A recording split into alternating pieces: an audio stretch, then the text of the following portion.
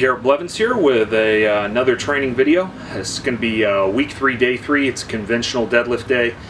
Conventional deadlift is by far my weakest lift, especially in comparison to my sumo.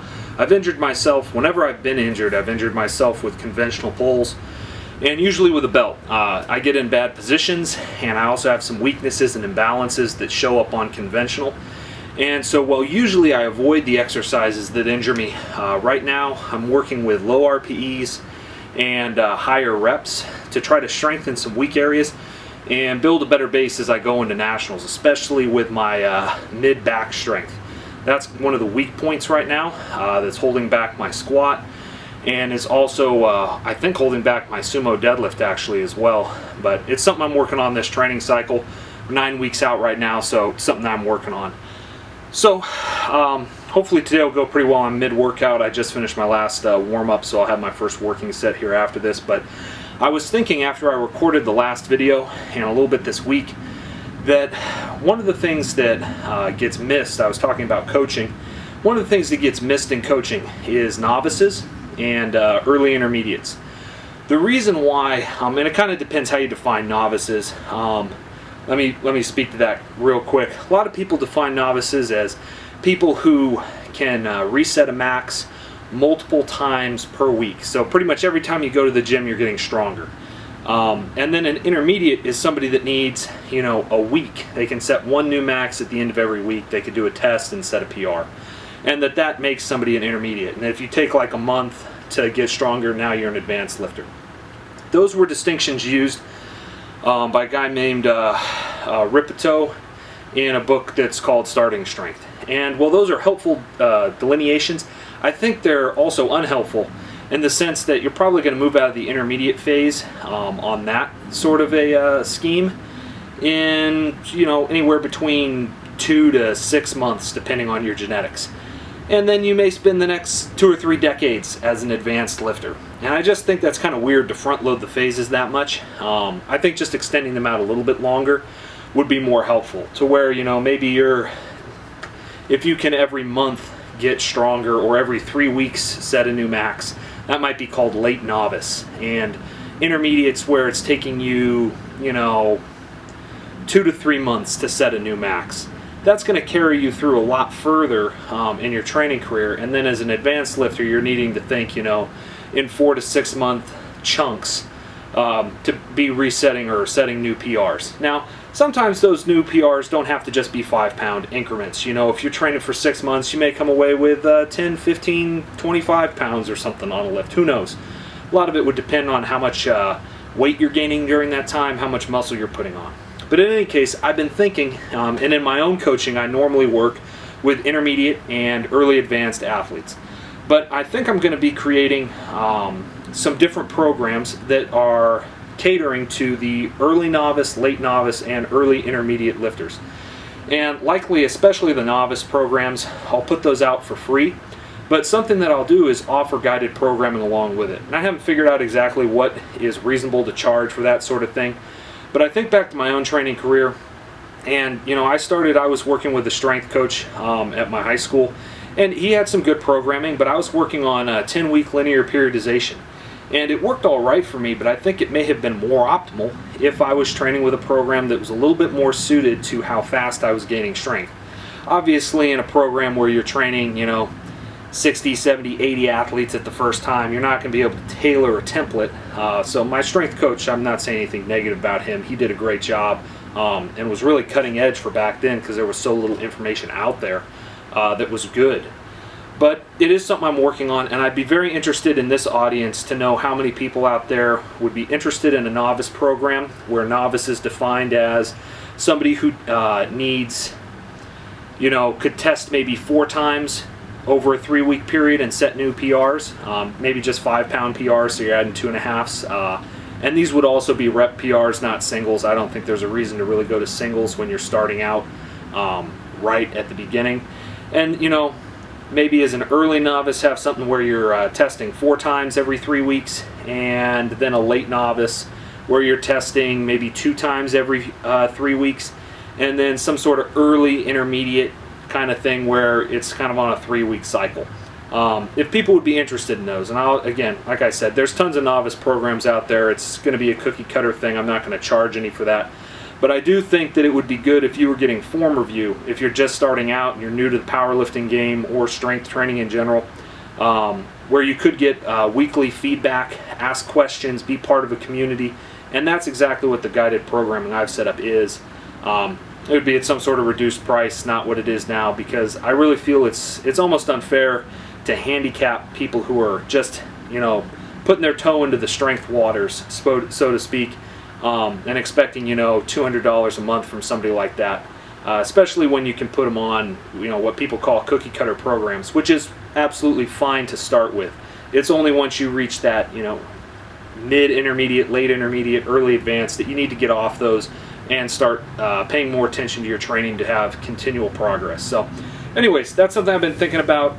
There'll be more info, but I would love to get some feedback in the comments. I don't know how many new lifters are part of my audience or watching these videos, and if nobody needs it or wants it, then I won't waste my time doing it. But in any case, that was on my mind this week and since the last video, so give me some feedback in the comments below. We'll get back to the workout.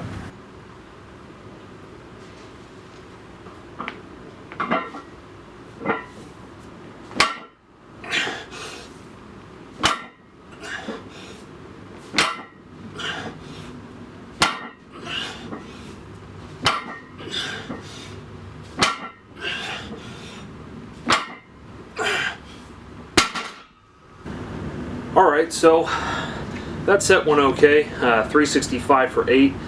Actually, on the first week that I did these, I was doing 3 sets of 8, and on the third set, the 5th rep, I actually pulled my hamstring a little bit with 365, and so had to take a little bit of time off.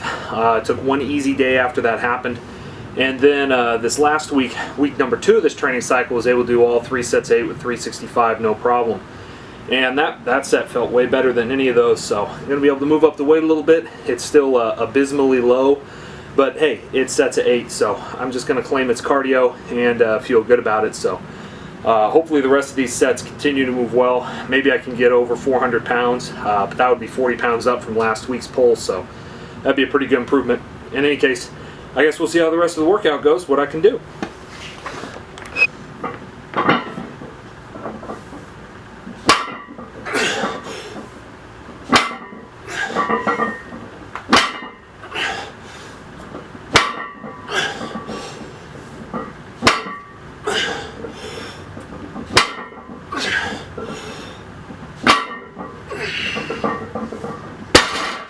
Well, I'm too tired and lazy to change 395 and put it into 4 plates, so I'm going to use 400 even, put my 2.5s on there. Big weight here with the conventional pulls. As you can tell, I'm out of breath, not used to training with high reps, but that's what you got to do when you're building a base. So that's what I'm doing. So I'll do 400. I'll probably do 400 for 3 full sets and not count that first set, even though it's only 5 pounds less. That way I can get a little extra volume in. And I'll try to up my stiff leg deadlifts from last week, which should not be difficult. I did 225 for 3 sets of 8. They're Romanian deadlifts actually, but was really babying my hamstring last week. In any case, we'll see how the rest of the workout goes.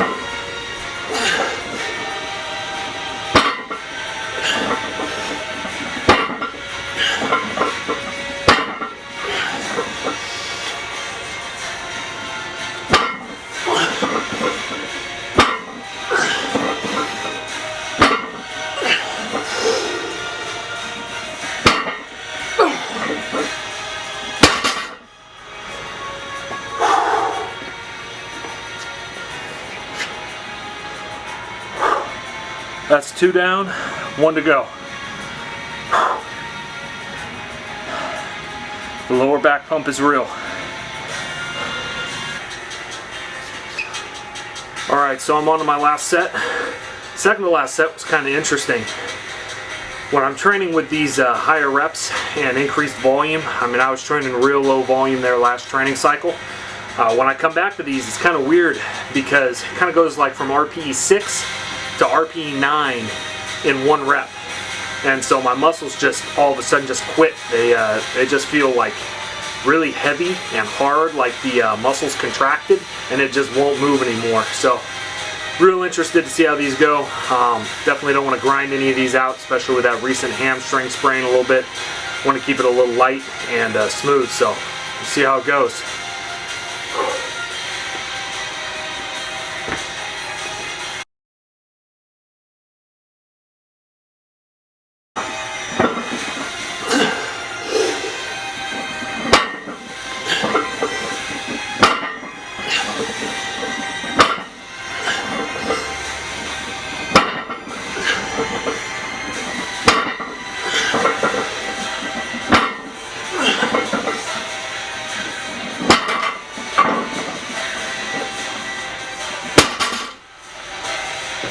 Made it.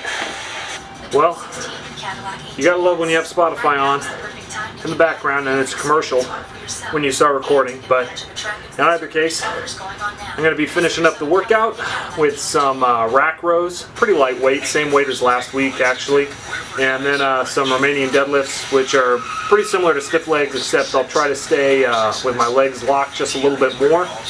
And if I can't touch the ground with the weight, who cares? It's just about keeping tension on those muscles and building up some mass. So in any case, hope you enjoyed the video. And again, remind me, or let me know in the comments section what you think about a novice or early intermediate training programs, if you'd be interested in that.